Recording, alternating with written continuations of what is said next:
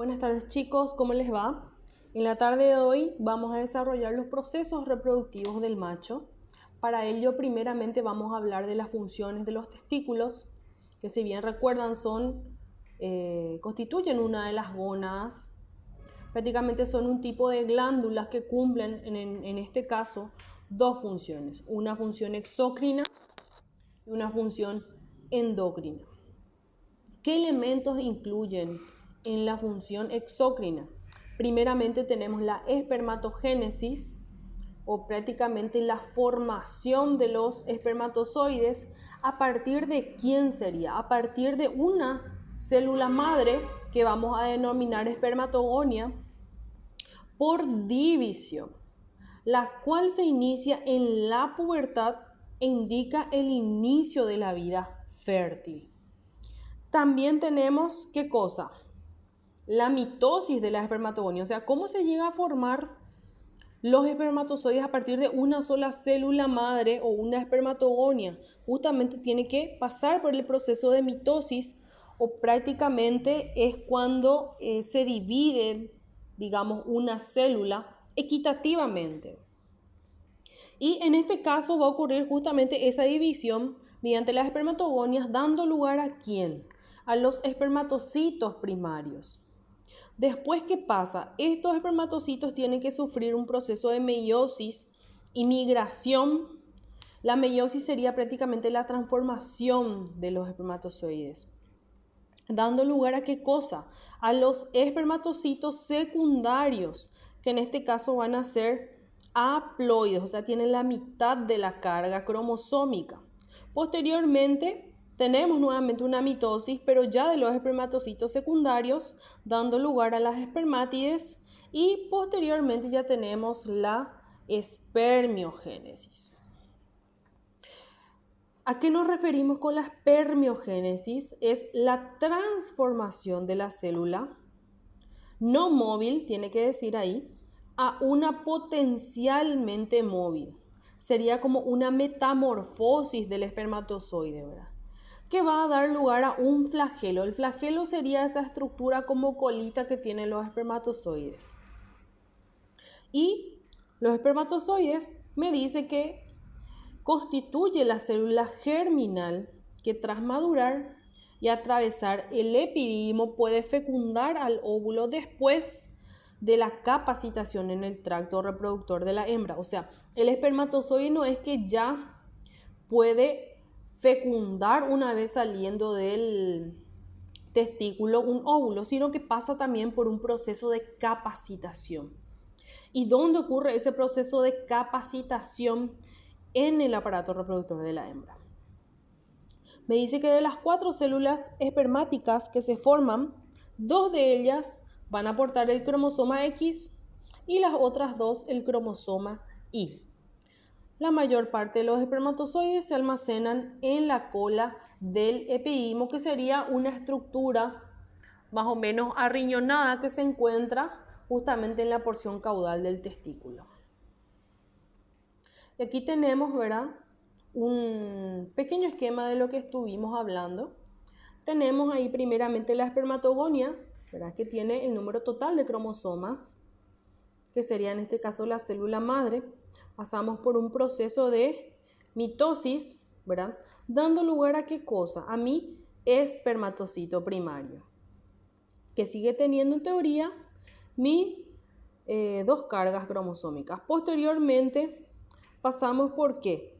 Por el proceso de meiosis, dando lugar al mi espermatocito secundario, que tiene ya la mitad de la carga, prácticamente son haploides. Posteriormente, este espermatocito secundario vuelve a sufrir un proceso de meiosis, dando lugar a 4 células que son denominados espermátidas o espermátides, como mencionamos anteriormente. Luego pasa por el proceso justamente de metamorfosis o espermiogénesis, dando lugar a mis espermatozoides. También tenemos que hablar que el tiempo que tarda un espermatozoide en recorrer el epididimo va a variar entre especies, o sea, tiene un tiempo también, pero esto obviamente varía en cuanto a tiempo, como mencioné ahí, dependiendo de qué especie estamos hablando. Algunos tardan más, otros un poquitito menos. También tiene que ver con la longitud del epidídimo. En cuanto a las secreciones de las glándulas sexuales, que vamos a ver cuáles son, me dice que aportan factores de descapacitación. Y podemos decir en resumen también que el semen sería los espermatozoides más el líquido seminal, que proviene obviamente de las glándulas sexuales. El volumen del semen, la densidad, el tiempo de eyaculación y el tipo de deposición del semen en el tracto reproductor de la hembra va a variar también según la especie. Eso vamos a ir viendo también. Y un recordatorio nada más de cómo es el espermatozoide, el cual tiene prácticamente, en algunas literaturas vamos a encontrar 2 piezas principales, en otras 3, en otras 4. En este esquema que encontré, lo divide prácticamente en 4 zonas: una cabeza, una pieza media, una cola y la porción terminal o pieza terminal. Prácticamente en la cabeza tenemos el núcleo, ¿verdad?, de mi espermatozoide, el cual es una célula. Tenemos también un acrosoma, que sería como un casquete proteico que protege las enzimas que va a utilizar el espermatozoide para justamente desdoblar la zona pelúcida de mi ovocito para llegar a fecundarlo. También, obviamente, tengo una membrana plasmática como todo tipo de célula. Tenemos los centriolos, que ayudan de cierta forma a los movimientos de mi flagelo o de mi cola. Tenemos las mitocondrias, ¿verdad?, porque yo voy a necesitar un aporte de ATP para poder realizar justamente esa actividad. Esas serían las piezas más importantes, ¿verdad? Y aquí tenemos también otro dibujito que me pareció bastante interesante para que puedan ver cómo ocurre justamente el proceso de fecundación, ¿verdad? Vamos a ver que el óvulo tiene varias capas. Tenemos una zona pelúcida, tenemos una corona radiada. Eso vamos a explicar, no se desesperen. Y cómo es que el espermatozoide atraviesa justamente estas capas. Dijimos que en el acrosoma, ¿verdad?, tenemos enzimas proteolíticas, o prácticamente sustancias que me van a disgregar o romper de cierta forma las capas que corresponden al óvulo. Una vez que esas enzimas se liberen, ¿qué va a pasar? Me va a descapacitar estas capas del óvulo para que posteriormente la cabecita del espermatozoide, que es lo que me interesa porque ahí tengo la información genética, es lo que va a ingresar ya adentro. Una vez ingresado adentro, ¿qué pasa? Ahí ocurre justamente ya los procesos de división celular. Eso sería todo en cuanto a la función exócrina de los testículos. Pasamos a la función endocrina, que tiene que ver mucho con la producción hormonal. La función endocrina va a estar regulada por un eje que vamos a denominar hipotálamo adenohipofisario. También en otras literaturas van a encontrar como el eje hipotálamo adenohipofisario gonadal, que tampoco está mal dicho. Me menciona que la hormona liberadora de gonadotropinas me va a controlar la secreción de mis gonadotropinas hipofisarias o adenohipofisarias, que ya sabemos que son la hormona folículo estimulante o FSH y la LH, hormona luteinizante. A nivel testicular, ¿qué hacen? Me van a estimular la síntesis y liberación de hormonas, que vamos a denominar las esteroides, las que son derivadas de esteroides, y las polipeptídicas, o derivadas obviamente de péptidos. Entre las esteroides tenemos las principales que vamos a escuchar mucho, serían la testosterona y los estrógenos. Y las polipeptídicas tenemos las inhibinas, tenemos también las activinas y otras sustancias parácrinas. Y aquí me habla de una célula que denominamos células de Leydig. Acuérdense que tenemos también otro tipo celular que ya hablamos en la clase pasada, que son las células de Sertoli, células de Leydig y células de Sertoli. En el caso de las células de Leydig, estas se rigen por la hormona luteinizante, convirtiendo, ¿qué cosa? La pregnenolona en el principal andrógeno masculino, testosterona. O sea, las células de Leydig mediante la LH me van a transformar mi pregnenolona en testosterona. ¿Para qué yo necesito la testosterona? Esta va a ser súper importante para que mi espermatogénesis se pueda completar mediante la FSH. También, ¿qué hace? Me controla la secreción de mis glándulas accesorias, así como también me va a regular la liberación en su defecto también de mi hormona luteinizante. En cuanto a las células de Sertoli, estas se van a estimular por la FSH, a diferencia de las de Leydig que dijimos que están regidas por la LH. Estas me van a elaborar y liberar estrógenos. ¿Para qué sirven? Para complementar la función gametogénica testicular, ayudando o coadyuvando la conversión o transformación de mis espermátides en espermatozoides. O sea, para eso es súper importante mis estrógenos, que mediante la FSH estas pueden ejercer su función. También van a colaborar con la testosterona para que funcionen correctamente mis glándulas accesorias, así como también me van a regular mi secreción de FSH. Si se dan cuenta, es prácticamente la misma hormona quien va a regular su secreción. También decimos que las hormonas proteicas sintetizadas por las células de Sertoli van a incluir a dos grupos, las activinas y las inhibinas.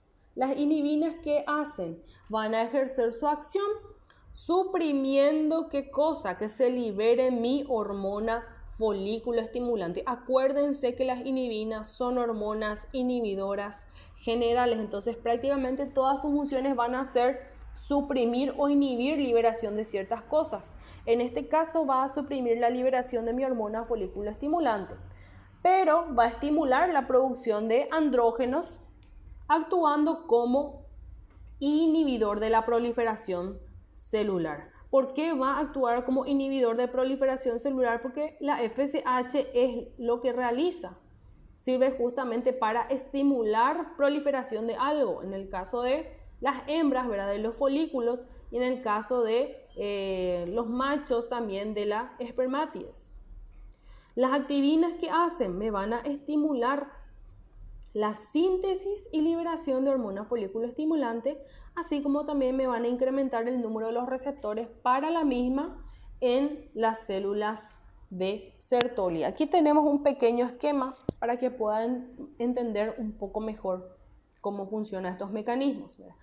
Acuérdense que el hipotálamo da una orden principal, ahí se secreta mi hormona liberadora de gonadotropinas, que le da una orden a mi adenohipófisis específicamente. Mi adenohipófisis, si bien se recuerdan, me libera dos hormonas principales, que son la hormona folículo estimulante y la hormona luteinizante. ¿Qué me hace mi hormona folículo estimulante? Me va a actuar sobre las células de Sertoli, que mediante ellas, ¿verdad?, me va a producir el desarrollo de los espermatozoides. En cuanto a, dijimos la inhibina, ¿qué hace? La inhibina es producida por las células de Sertoli, actuando sobre mi hipófisis anterior o adenohipófisis, me va a inhibir de esta forma mi producción de hormona folículo estimulante. En cuanto a la testosterona, ¿verdad?, que dijimos que la LH prácticamente propicia que se transforme la pregnenolona en testosterona. Entonces, ¿qué va a hacer mi testosterona? Va a actuar sobre el hipotálamo y la hipófisis anterior, inhibiendo la producción y liberación también de LH. Tenemos otro esquema, pero sería prácticamente lo mismo, solamente que más resumido. Tenemos, ¿verdad?, el hipotálamo, que me segrega hormona liberadora de gonadotropinas, la cual hace que mi adenohipófisis me secrete la hormona folículo estimulante, que ejerce en acción sobre las células de Leydig que ven bien, acuérdense por favor que las células de Leydig se encuentran justamente en la periferia de mi túbulo seminífero. Y después tenemos también, ¿qué cosa? La FSH, que justamente me van a ejercer una acción sobre las células de Sertoli que se encuentran por dentro. Y como mencionamos anteriormente, verá que la LH va a permitir la transformación de la pregnenolona en testosterona por las células de Leydig. Y de las células de Sertoli también dijimos que surgen la inhibina que, valga la redundancia, me va a inhibir posteriormente la liberación de mi LH. Otro esquemita más que pueden ir viendo, pero sería prácticamente lo mismo. En cuanto a los andrógenos testiculares, son secretados al líquido intersticial, difundiéndose al plasma, linfa y túbulos seminíferos, donde se unen a proteínas ligadoras de andrógenos. Las proteínas ligadoras o ligantes son sintetizadas y liberadas por las células de Sertoli. Células de Sertoli, acuérdense que se encuentran por dentro, y células de Leydig por fuera. ¿Influenciados por quién? Por la hormona folículo estimulante, así como también por la testosterona. Entonces, las proteínas ligadoras de andrógenos van a ser sintetizadas y liberadas por las células de Sertoli que se encuentran por dentro de mi túbulo seminífero, las cuales van a estar influenciadas por la FSH y la testosterona, así como también por acción de estas hormonas son liberadas la inhibina, activina, estrógenos, así como también otras sustancias como la transferrina. En cuanto a las proteínas ligantes que realizan, me fijan grandes cantidades de andrógenos dentro de los túbulos seminíferos y en el intersticio testicular, así como también me van a ayudar las células espermáticas en desarrollo a completar esa transformación o esa metamorfosis. También transportan testosterona desde los testículos hasta el epidídimo. En cuanto a los factores que regulan el funcionamiento testicular, tenemos una variable súper importante que es la endocrina, o sea, la parte hormonal influye muchísimo en cuanto al funcionamiento del testículo, el cual dice que está basado o sustentado sobre la tríada que ya les mencioné anteriormente, que dijimos que es el eje hipotálamo hipófisis gonadal, y también me menciona aquí la luz diurna, debido a que sus efectos influyen, digamos, en la secreción de mi adenohipófisis.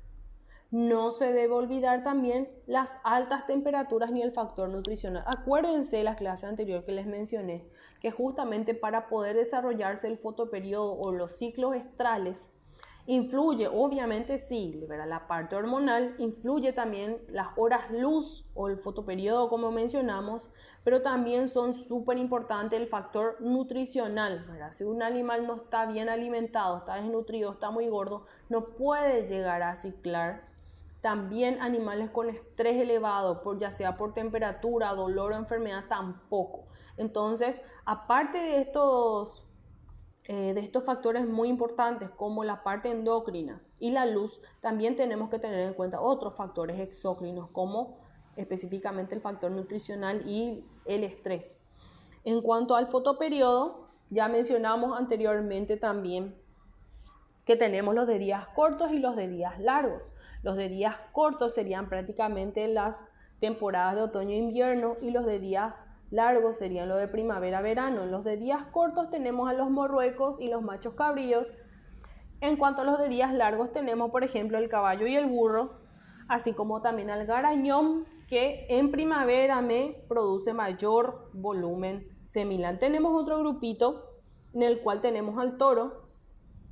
En cuanto a la calidad seminal y concentración de fructosa mejoran en primavera, alcanzando su fertilidad máxima en otoño y mínima en verano. ¿A qué me refiero con el fotoperiodo en el caso de los machos? Obviamente estos sí van a estar produciendo espermatozoides ya una vez que inició la pubertad, pero influye bastante en cuanto a la cantidad y calidad el fotoperiodo. O sea, los que producen mejor cantidad y calidad, por ejemplo, los de días cortos serían los morruecos y los machos cabríos. En cuanto a los de días largos, el caballo, el burro, así como también el toro, mejora muchísimo en otoño y en verano disminuye. Eso tiene que ver también por el tema de la temperatura. Elevadas temperaturas ambientales, me dice, que me produce una imposibilidad del testículo de disipar el calor de forma eficiente. Acuérdense que el testículo prácticamente tiene también un proceso de termorregulación local, ¿verdad? El cual mediante los diferentes tipos de músculos y ligamentos pueden justamente unirse más a la cavidad abdominal o alejarse más dependiendo de las temperaturas. Entonces, cuando hace demasiado calor, ¿verdad? Obviamente el testículo tiene un nivel el cual se puede alejar de la cavidad abdominal. Entonces, si hace demasiado calor y prácticamente no llega a una temperatura muy adecuada para la espermatogénesis, el cual sería aproximadamente 34 grados, no puedo estirar más hasta el suelo, ¿verdad? Entonces, eso también sería un factor justamente de tener una baja y mala calidad de los espermatozoides o del semen en este caso. En cuanto a las deficiencias nutricionales, el retraso de la pubertad e inhibición del desarrollo testicular en el macho joven, ¿verdad? Si tenemos un macho que recién está ingresando a la pubertad, ¿qué pasa? Y tengo justamente un déficit nutricional, ¿qué va a pasar? Esa pubertad no va a poder avanzar, se va a quedar retrasada. Aparte también es una etapa crítica para el desarrollo testicular. Generalmente cuando un animal, pasado cierto tiempo, que eso vamos a ver en la clase siguiente, no alcanza un determinado tamaño testicular, ya prácticamente va para descarte, porque el tamaño testicular generalmente llegado a un tiempo ya no se puede recuperar. Entonces sería prácticamente una pérdida monetaria para el productor. En cuanto al control de la función testicular, tenemos aquí que es ejercido por un eje, que lo denominamos hipotálamo hipofisario, y tiene 4 componentes. El componente hipotalámico es la hormona liberadora gonadotropinas o GnRH.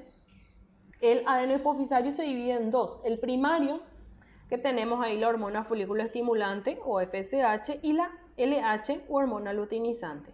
El accesorio tenemos a la prolactina, y el componente gonadal tenemos 2 tipos, que son las hormonas esteroideas y las hormonas polipeptídicas. Y aquí volvemos a rememorar que el hipotálamo me va a secretar en forma de pulsos la hormona liberadora de gonadotropina, la cual tiene que ir hasta la adenohipófisis, la cual me va a estimular posteriormente la secreción diferencial de mis gonadotropinas adenohipofisarias, que son la FSH y la LH. La secreción de hormona liberadora de gonadotropinas es caracterizada por pulsos irregulares y de pequeña amplitud que estimula la liberación de FSH. Acuérdense, ¿cómo es que el cuerpo sabe que se tiene que secretar FSH o LH? Siendo que, como decimos, la GnRH estimula la liberación de estas 2 hormonas. Y justamente es la forma en que se secretan estos pulsos lo que me va a determinar que se secrete ya sea LH o FSH.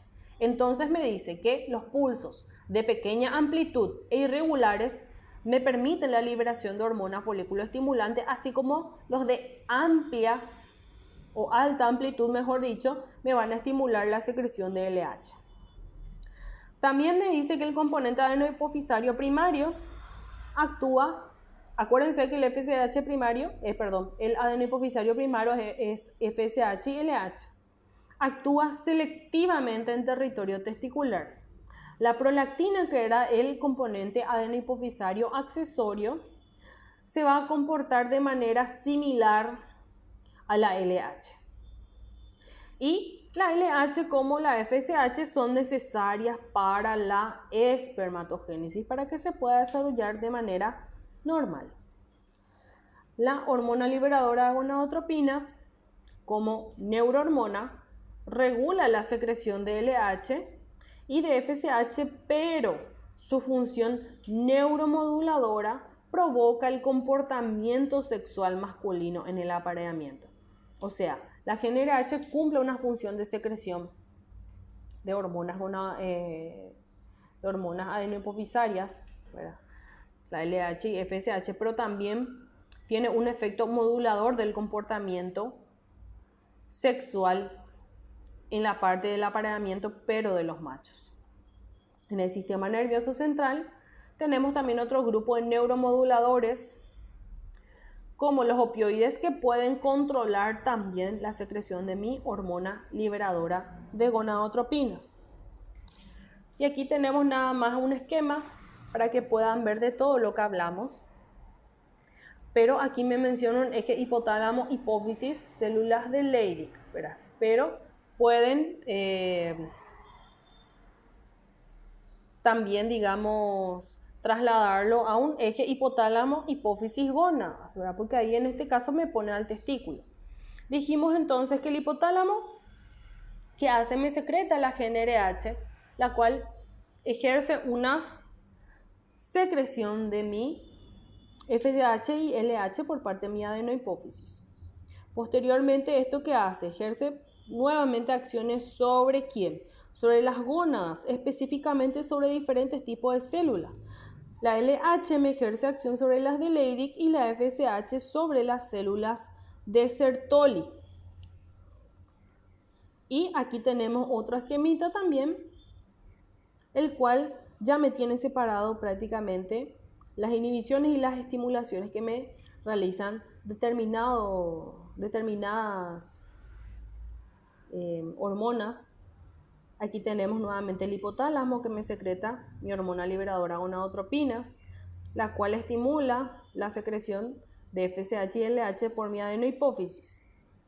La FSH ejerce acción sobre las células de Sertoli y la LH ejerce una acción sobre las células de Leydig, la cual dijimos que por acción de la LH me transforma la pregnenolona en testosterona, lo cual también ejerce cierta acción sobre las células de Sertoli, permitiendo la secreción de la inhibina que, valga la redundancia, me va a inhibir nuevamente mi secreción de LH.